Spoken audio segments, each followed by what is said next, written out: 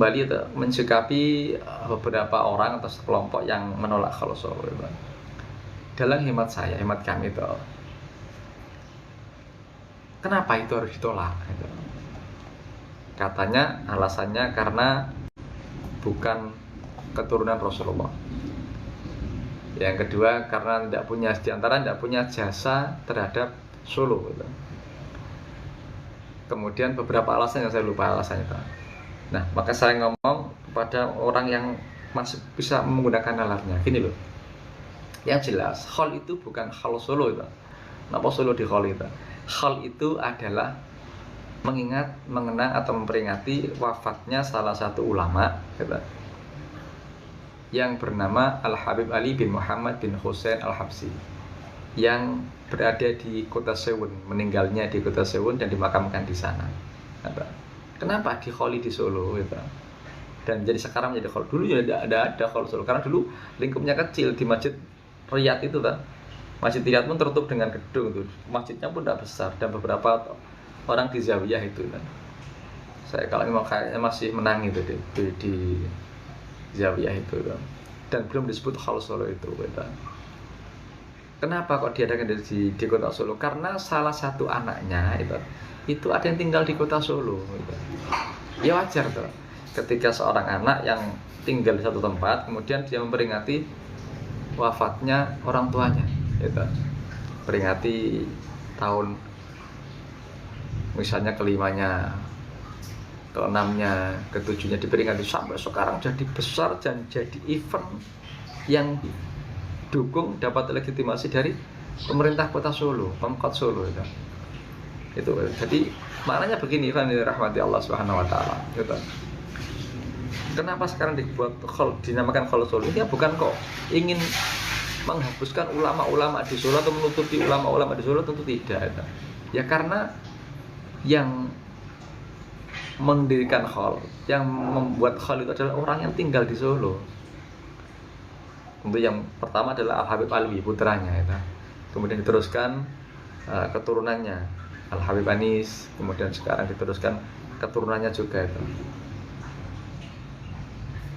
Diadakan di kota Solo, yang mengadakan orang yang tinggal di Solo, yang tercatat di Dinas Kependudukan Kota Solo gitu. Masa dikatakan Khaul Lamongan kan tidak mungkin tadi. Maka dikatakan Khaul Solo itu. Intinya bukan Khaul Solo, Khaul Solo di Khaul itu.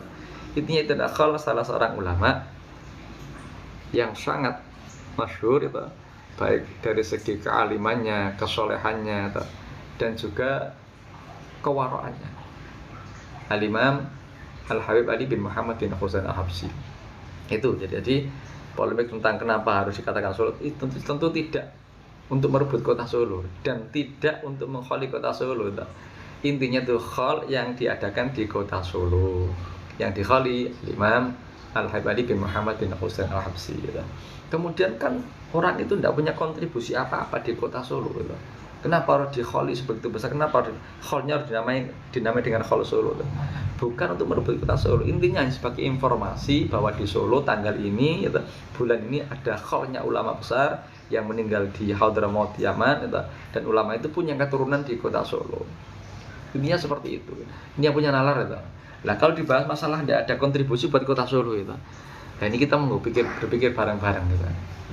Kita berpikir bareng-bareng gitu. Yang dikatakan tidak punya kontribusi di kota Solo gitu. Begini kan yang dirahmati Allah itu. Al-Imam Ali bin Muhammad bin Husain Al-Habsyi itu punya banyak karangan kitab gitu. Ada beberapa kitab yang beliau karang. Dan di antara kitab yang sangat terkenal adalah Simtud Duror itu. Dikatakan tidak punya kontribusi itu. Beliau itu meninggal di kota Sewun, provinsi Hadramaut itu, Yaman Selatan. Meninggal di sana. Nah, sekarang belum dekat. Dulu waktu Khaul tidak dinamai Khaul Solo itu. Ini sebagai informasi Khaul Solo itu.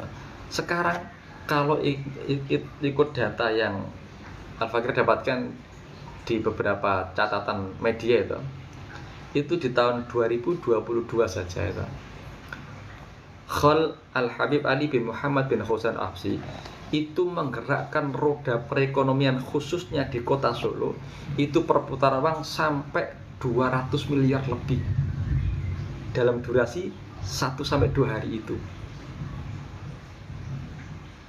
Coba kita pakai nalar lah gitu. Orang yang meninggalnya di Hadramaut gitu. Tinggal di Hadramaut, meninggal di Hadramaut. Tapi memberikan kontribusi perputaran uang gitu.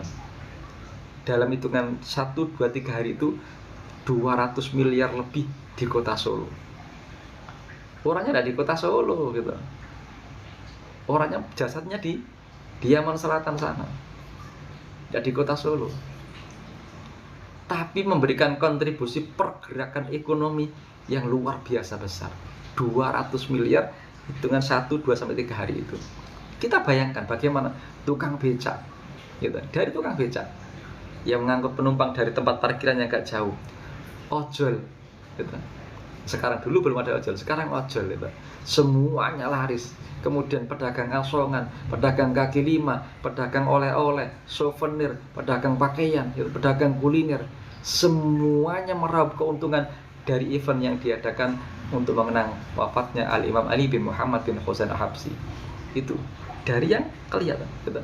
Belum lagi penginapan dari kelas melati sampai yang bintang 5, semuanya penuh dengan manusia, penuh dengan jamaah yang datang dari luar kota. Belum lagi pariwisata, belum lagi transportasi gitu. Bis, charteran, semuanya. Belum lagi jalan-jalan tol itu yang dilewati dari mulai Jakarta sampai dari Banyuwangi gitu. Keluar pintu tol Solo, keluar pintu tol Karanganyar, menggerakkan roda ekonomi dari mulai kelas bawah sampai kelas atas. Dengan adanya apa? Dengan adanya Khaul Al-Imam Al-Habib Ali bin Muhammad bin Husain Al-Habsyi. Padahal jasadnya di Solo, di Seun, di Hadramaut gitu. Tapi mampu berikan kontribusi pergerakan ekonomi dalam 1-2-3 hari itu sampai 200 miliar lebih. Coba kita ikhwan dirahmati Allah, ambil kaca yang besar. Ambil kaca yang besar kita, ngocos yang gede itu. Apa kontribusi kita buat agama dan negara ini apa? Ambil kaca yang besar. Apa kontribusi kita buat agama dan negara ini loh apa? Kita ceramah diamplopi bro. Kita ngajar digaji bro. Apa kontribusi kita? Ambil kaca yang besar. Semuanya yang kita lakukan dapat imbalan. Khutbah Jumat itu loh diamplopi ya. Ceramah diamplopi, ngajar diamplopi, digaji. Kok mengatakan berkuar-kuar tidak ada kontribusi? Terus kontribusi kita itu apa? Untuk agama dan negara ini itu apa? Untuk agama dan bangsa ini apa? Padahal ada manusia yang jasadnya dimakamkan di Seun, Hadramaut gitu. Tidak dimakamkan di Solo, tidak dimakamkan di Indonesia, jasadnya dimakamkan di Hadramaut gitu.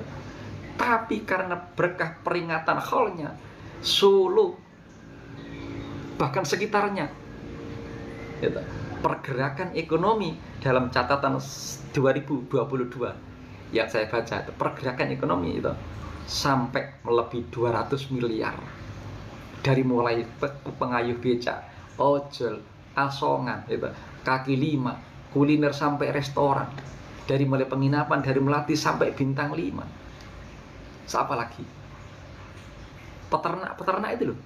Kambing yang disiapkan keluarga, ini keluarga yang mengadakan, bukan pemerintah, bukan Rabitoh, yang mengadakan keluarganya Bali gitu. Kambingnya dipesan 300 ekor. Peternak itu senang dibeli kambingnya. Nasi gitu, beras itu sekian ton gitu, untuk menyuguhi tamu-tamu yang datang itu. Pergerakan ekonomi yang luar biasa. Kok dikatakan tidak punya kontribusi? Terus kontribusi jenengan itu apa bro? Gitu. Ceramah digaji, ceramah diamplopi, ngajar digaji, kok berkuar-kuar tidak punya kontribusi. Astagfirullah. Ini yang nalar. Kalau yang punya nalar itu kan, tidak punya nalar Allah alam. Yang punya nalar bukan masalah kita membela atau kita cinta dan sebagainya, tidak. Ini kita belajar realita, belajar untuk berealita, berlogika dan berealita. Boleh kita tidak sepaham, tidak setuju dengan apapun, mungkin nasabnya tidak sambung, silahkan. Boleh kita tidak sepaham dengan apa, mungkin beberapa oknum yang mungkin menyimpang, silahkan. Tapi kalau jenengan mengatakan tidak punya kontribusi kok di Kholi di Solo, itu coba pakai nalarnya. Kalau jangan protes dengan nama Khol Solonya tinggal gampang, datang ke pemerintah Solo. Tolong ini karena bukan orang Solo, jangan dikasih nama Khol Solo. Itu gampang. Itu hanya informasi saja. Yang dikholi bukan Solo. Yang dikholi itu Al-Imam Al-Habib Ali bin Muhammad bin Husain Al-Habsyi. Nah itu bukan Solo. Nah, ini Solo sebagai informasi kalau di Solo tanggal ini, bulan ini ada satu event besar keagamaan yang luar biasa yang memperingati wafatnya salah seorang ulama yang luar biasa yang karangan kitabnya dibaca di kalangan kaum muslimin Nahdliyin di Indonesia yang bernama Kitab Maulid Simtud Duror. Itu ya. Itu kalau kita pakai nalar sih yang jernih. Tapi kalau nggak punya nalar jernih ya susah. Menerimanya itu susah itu. Kalau sudah tertanam kebencian, menerimanya susah. Gitu. Kalau sudah tertanam hasad apalagi, Allah susah itu. Maka menerimanya harus dengan kebersihan hati, dengan nalar logika yang bersih. Ini tidak bersih, wah susah. Jadi itu ya kurang lebih kita. Insyaallah.